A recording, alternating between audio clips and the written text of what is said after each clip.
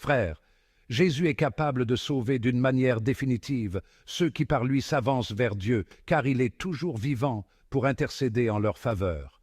C'est bien le grand prêtre qu'il nous fallait, saint, innocent, immaculé, séparé maintenant des pécheurs, il est désormais plus haut que les cieux. Il n'a pas besoin, comme les autres grands prêtres, d'offrir chaque jour des sacrifices d'abord pour ses péchés personnels, puis pour ceux du peuple cela. Il l'a fait une fois pour toutes en s'offrant lui-même.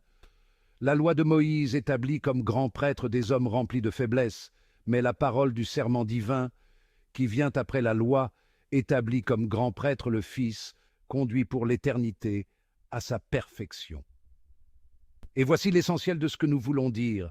C'est bien ce grand prêtre-là que nous avons, lui, qui s'est assis à la droite de la majesté divine dans les cieux, après avoir accompli le service du véritable sanctuaire et de la véritable tente, celle qui a été dressée par le Seigneur et non par un homme.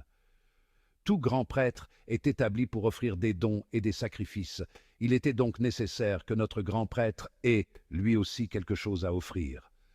À vrai dire, s'il était sur la terre, il ne serait même pas prêtre, puisqu'il y a déjà les prêtres qui offrent les dons conformément à la loi.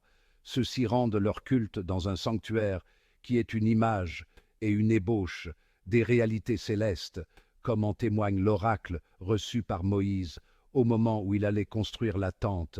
« Regarde, dit le Seigneur, tu exécuteras tout selon le modèle qui t'a été montré sur la montagne. » Quant au grand prêtre que nous avons le service qui lui revient, se distingue d'autant plus que lui est médiateur d'une alliance meilleure, reposant sur de meilleures promesses.